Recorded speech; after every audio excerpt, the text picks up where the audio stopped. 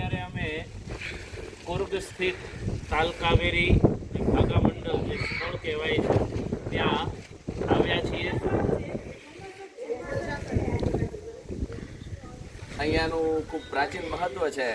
અગસ્ત્ય ઋષિએ ખૂબ તપસ્યા કરી અને આ દિવ્ય ઉર્જાને છે એ પ્રગટ કરેલી છે.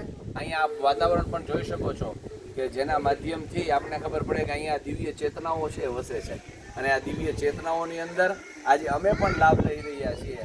અને આનું એક આધ્યાત્મિક મહત્વ છે એ પણ આપણે આગળ જોઈશું. ભગવાન શિવે અહીંયા તપશ્ચર્યા કરી હતી અને કાવેરી નદી છે અહીંયા તેનું ઉદ્ગમ સ્થાન છે. ભગવદ્ ગીતાના 13મા અધ્યાયમાં જ્ઞાનીના 2 લક્ષણ આપ્યા છે.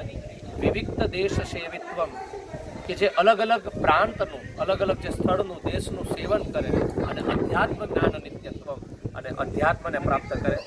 ભારત ભૂમિ છે ને તે ચમત્કારની ભૂમિ નહીં પણ અધ્યાત્મની ભૂમિ છે. અલગ અલગ સ્થાનમાં જઈ અને તેની અધ્યાત્મને પ્રાપ્ત કરીએ અને આપણે ખરા અર્થમાં શિવનું નામ જ છે કલ્યાણને પ્રાપ્ત થઈએ. સરસ મજાનો અહીંયા નજારો જ છે. સ્વાતિજીને વિનંતી કરીશ કે આપ કેમેરો ત્યાં પણ ફેરવજો.